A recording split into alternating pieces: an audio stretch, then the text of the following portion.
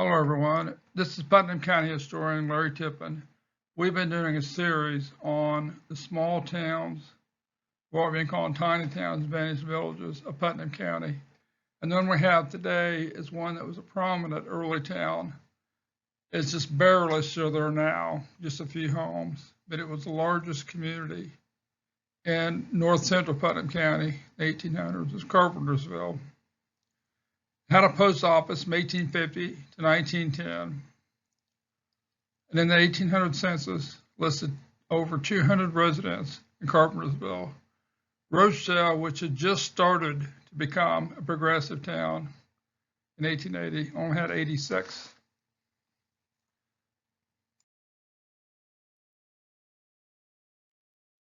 Talk about Philip Carpenter, sometimes spelled with one L.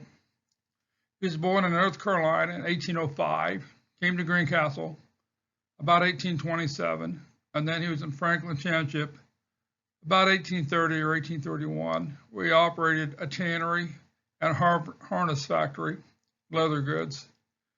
And then by 1831, he had a store which was located south of the current site of Carpentersville. Carpentersville then was named in his honor. Laid out, we think about 1840 by Philip Carpenter, but it was not platted until 1852 and recorded in the plat records in the county recorder's office by James and Ruth Hedges and Samuel and Polly Osborne. The Louisville, New Albany, and Chicago Railroad, which we later called the Monon, came through Carpentersville in 1854 after it was platted and after it had its post office, which significantly affected the town and led to an increase in population. This is a map, 1864, courtesy of the Library of Congress. It has the full map shows the county and then a few of the already platted and growing communities, including Carpentersville. We see in Carpentersville a Presbyterian church, which is east of the county road, which is the road that goes north and south, same county road that's still there, a school, and some businesses. They also include a business directory of that, which lists two physicians, although I think at least one of them, Dr. Cross, actually was in Bainbridge, but was covering the Carpentersville area, and 4 grocery stores and other stores, and drugstore. It also included the Philip Carpenter and son, and the son would be Felix, who was listed as a farmer in 1864. Then, according to various historical records, the first merchant in Carpentersville was Logan Sutherland, and then a Mr. Bradford was believed to be the first blacksmith, and then Dr. Cross was the first physician. Several of the histories indicate William Ting taught the first school, but did not indicate the date. We think it might have been 1840, but possibly sooner. And here you see by 1879 now, Carpentersville has grown. The Presbyterian church has moved, where it's now in town, downtown, if you will, not far from the Methodist church. You still see the school. And it also has plotted out what looks like a seminary school. We're not sure if that was ever developed. We haven't really seen anything about it. A hotel, then quite a few businesses, as one would expect, along the railroad, including the sawmill and office of Alexander Pickle. That's Pickle, not Pickett. That's a typo in the map. It's Alexander Pickle. All right, let's talk about this descendants or ancestors, of Philip Carpenter and how the name progressed and so forth. It's a very interesting story in and of itself. Philip Carpenter's great-grandfather was Hans Zimmerman, who he believed migrated from Switzerland to Pennsylvania sometime in the early 1700s. I don't know exactly where he came from, exactly where in Pennsylvania he came to. Most likely sailed through Philadelphia. Zimmer is a Greek word for room. That's the actual translation of Zimmer. So a Zimmerman literally means a man who makes rooms. Or more simply put, a carpenter. Now, it's possible at some point in time, this Hans Zimmerman needed to change his name to a more American type spelling type name, which is not uncommon. And the word Hans Zimmerman literally translates in English as John Carpenter. So that's the name he apparently took. And these are the direct ancestors: Philip Carpenter, his father Samuel, and then Peter, and then Hans, or John, his great-grandfather.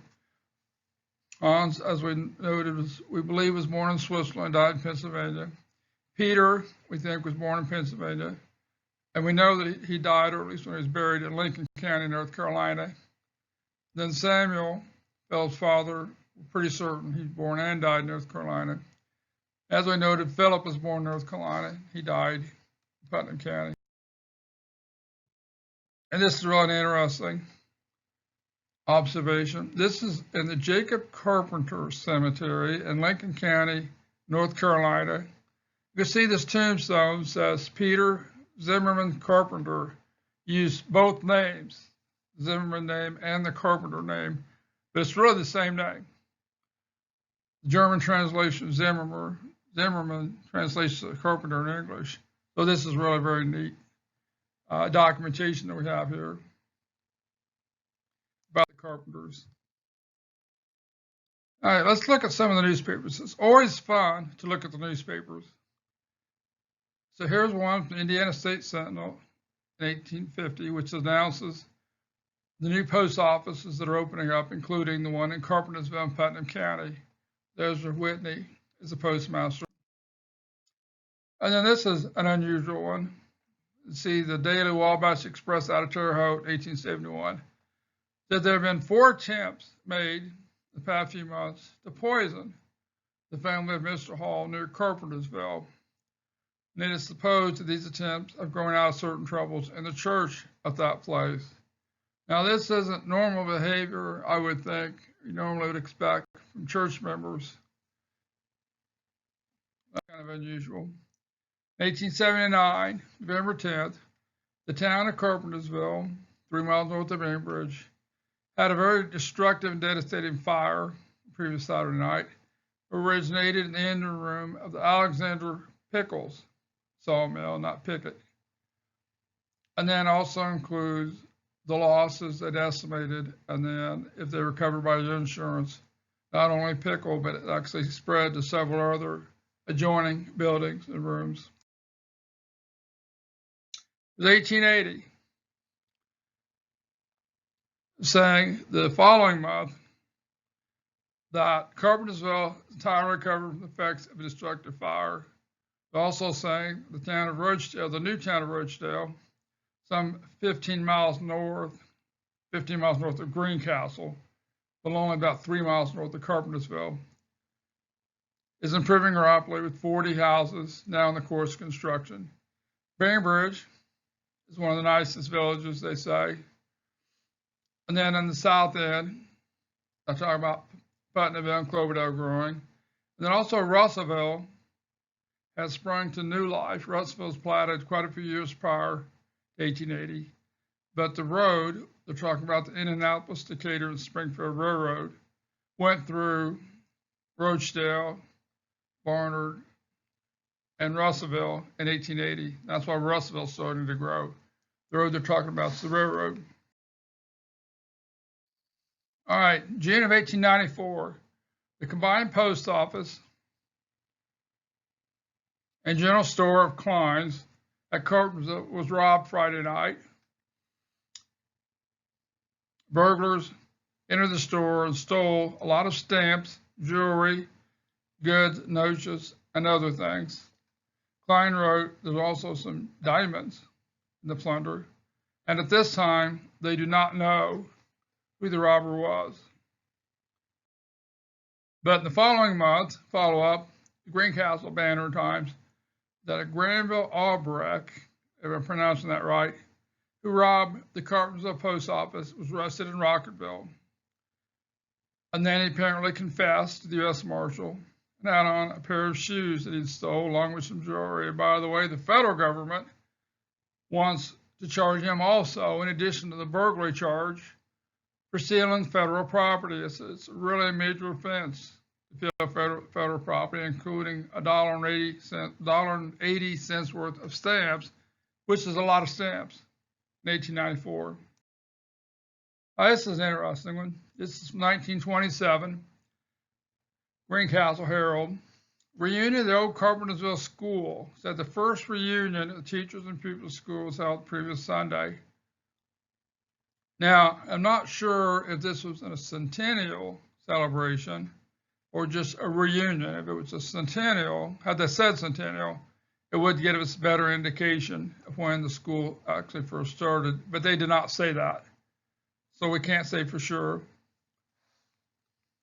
They said the morning was spent in greeting, renewing friendships. And then they had a large dinner at noontime. And the tables fairly grown for the amount of the food they had. They had songs and then speeches by various people, including former teachers. There's this long article, so I'm continuing on the next slide. It says an interesting history of the Carpentersville School was read by Mrs. Albert Risk, as given to her by Mrs. Martha Piercy, who attended the school some 50 years prior. In part, it read, when I was a girl between 9 and 10, or approximately the years 1840 to 1849, I attended for 1 year the first school ever convened in Carpentersville. She's not saying it was convened that year. She's just saying she attended this first school. And it was a subscription school, and it was held in the Presbyterian Church.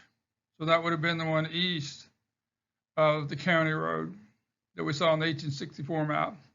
Then she talks about who the professors were, the teachers, and so forth.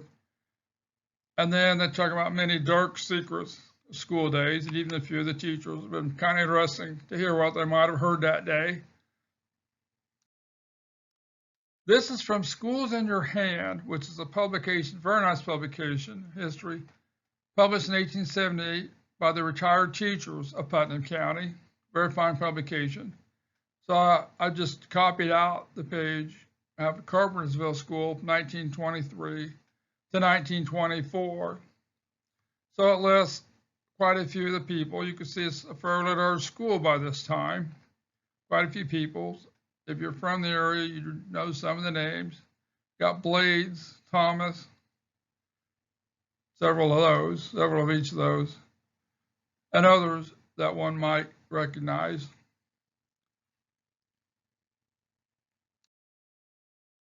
And also, there's no cemetery in Carpentersville, which is kind of interesting. You'd think that a town that had over 200 people in 1880 would have had a cemetery, but there was not. So it seems that Philip Carpenter and his family and many other people in this area of Carpentersville were buried at what's known as the Piercy Cemetery. It goes by other names too, which is in the woods southeast of ABC Corner. And ABC Corner is the first corner south of North Putnam Schools as you go on the way to Bainbridge. And then in the 1830s, very early on, there was a church there called Poplar Spring Presbyterian Church, very significant, influential church, 1830. And then when the community then didn't really gain a footing, and Bainbridge did, so the congregation moved to Bainbridge and became the Bainbridge Christian Church. So that's the foundings of the Bainbridge Christian Church, Poplar Springs. And at that cemetery, which was recently restored, we see a tombstone of Philip Carpenter. And on the other side of it, his wife Sarah.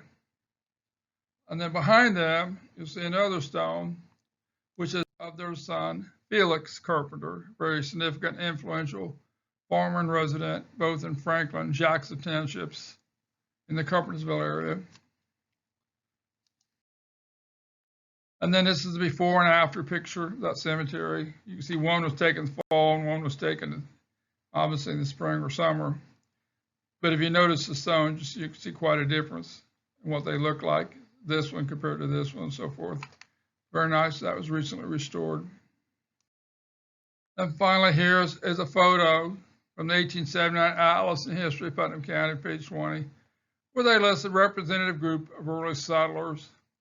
And I zoomed in on Philip Carpenter. It says Jackson Township, but he had land in both Jackson and Franklin Townships in the Carpentersville area.